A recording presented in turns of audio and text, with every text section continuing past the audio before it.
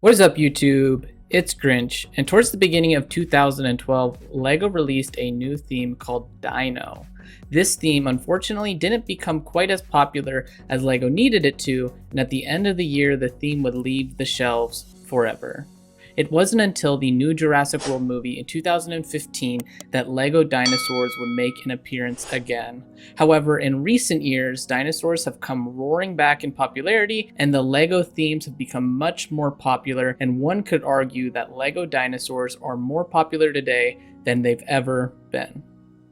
This 2012 Dino series is no exception, and it has become a classic and nostalgic LEGO theme for dinosaur fans. After all, this was the theme that gave us the modern molds for LEGO dinosaurs that we are still using to this day. In this video, I'm going to take a look back at the 2012 LEGO Dino theme and rank every set from worst to best. So without further ado, let's start with the worst set in the theme.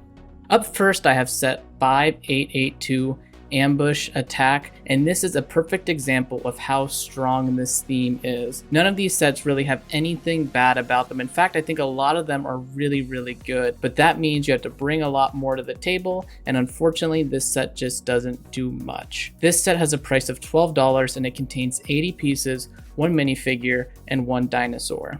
With the price of $12, this is the smallest set in the theme, and this set features just a small suggestion of terrain and then a Coelophysis dinosaur and a tiny little all-terrain vehicle build. This set has what is probably the worst dinosaur in the series too, with the Coelophysis, and if you didn't know, this mold was actually kind of rubbery material, which makes it feel a little different and not quite like LEGO to me. It's not that this is a bad mold or anything, I just think that this dinosaur is the least exciting of all the dinosaurs that are featured in this wave. Again, nothing terribly wrong with this set, there's just nothing special about it either.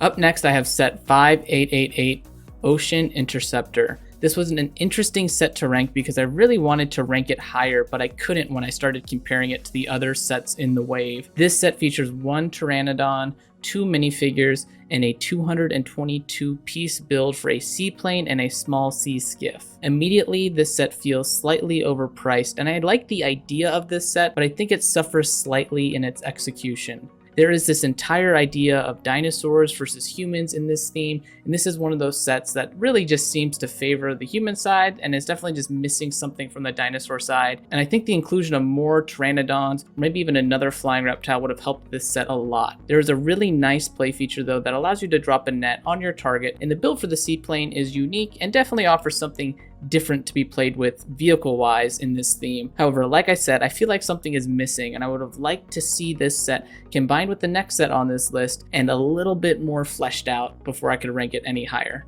As a standalone set though, it comes in as the second worst set in the series. That being said, the next set I have is set 5883, the Tower Takedown, and this is what the Ocean Interceptor is missing. And between these two sets, this one is much better. This set provides an element that creates the conflict between the pteranodons and the humans versus just an escaping pteranodon like the seaplane set. This set makes for a much more interesting setting than simply flying over the ocean, and the inclusion of the dock and jet ski actually give you a reason to have the Ocean Interceptor seaplane nearby and in this wave in the first place. From a play standpoint, this set contains one less minifigure, but it's also $15 cheaper, coming in at a price of $20 US.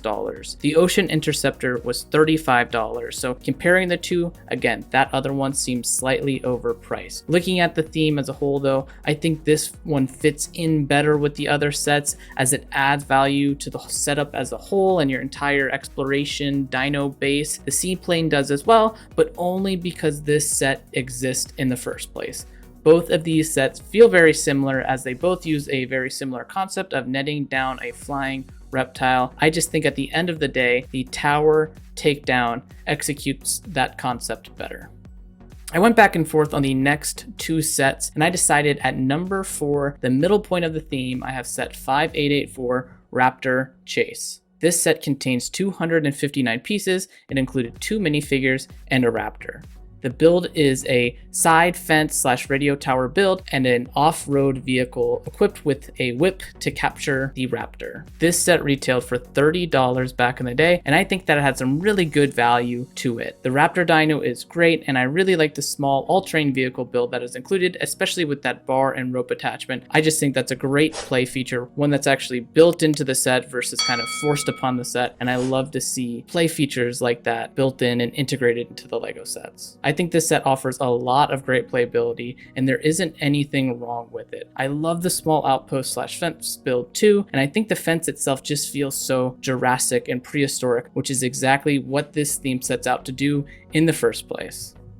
Like I said, I almost switched this next set with the previous Raptor set, but up next I have the Triceratops Trapper, and this set contains 271 pieces, 2 minifigures, a Triceratops, and it retailed for $50. That's right, it had 12 more pieces than the Raptor set that we just looked at, and it was $20 more.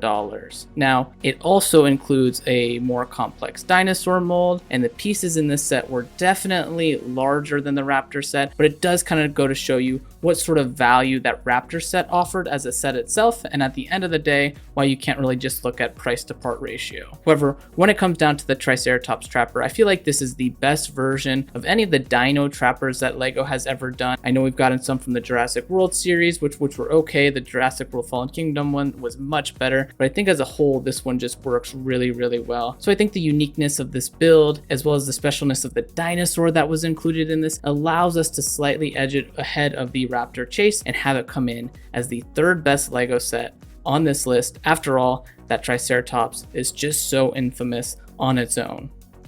Set number 5886, the T-Rex Hunter, is a special set. My goodness, is this thing amazing. It included one of the first modern Lego T-Rexes, 2 minifigures, and a small ATV build, and a really, really cool 6-rotor bladed transport helicopter that reminds me a lot of a Jurassic World version of an AT-OT and dropship from Star Wars. This thing is great and is one of the most unique dinosaur sets that I think Lego has ever released. The red T-Rex is an awesome inclusion, and there's so much playability here, from the hunting to the capturing of the T-Rex you are able to make with this set on its own.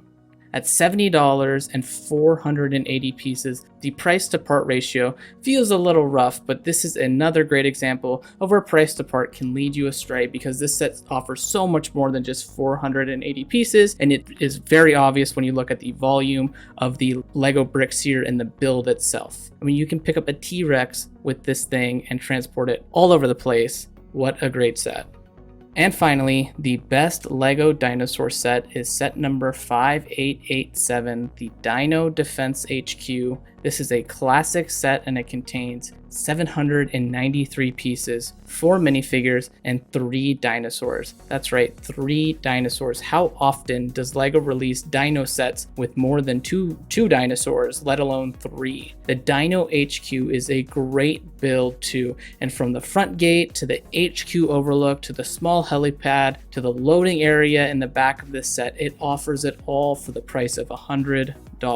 Not to mention that this set also included a T-Rex, a Raptor, and a Coelophysis, making it the one set to get from this wave if you could only pick one. In fact, it actually made some of these other sets a little bit harder to grade, because in this set you got the T-Rex, you got the Raptor, and you got the Coelophysis, and the only thing you're really missing was the Triceratops and the Pteranodon. So it actually kind of made some of these other sets where we got duplicate dinosaurs difficult to grade as a whole, because you got so much from this set in the first place. I think the only thing that I don't like about this set is the fact that that little gyrocopter in the background doesn't have a windscreen, which seems like something that could easily have been included. I don't know, it just kind of takes away a little bit from the realism for me. I mean, if you can call this set realistic, because that would be necessary, right, to hunt down dinosaurs. So it just seems like a slight oversight in my mind. However, I'm able to overlook that, and this Dino HQ was the centerpiece of any Dino series collection, and is the best set in this theme.